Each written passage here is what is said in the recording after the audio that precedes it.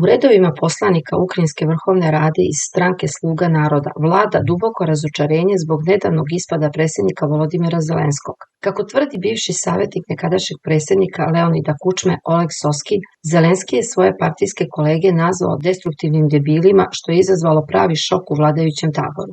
Prema Soskinovim rečima, poslanici su zbunjeni i uvređeni zbog reči šefa države, ne razumejući razloge za takav napad. Oni su razočarani i ne shvataju šta se desilo, a istina je jednostavna. Zelenski je u očajanju.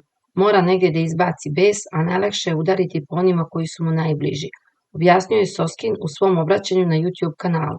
Politički analitičari primećuju da ovaj incident otkriva duboke pukotine unutar vladajuće strukture i rastuće nezadovoljstvo stilom vladanja Zelenskog, koji postaje sve nervozniji i autokratiskiji kako se situacija u zemlji pogoršava.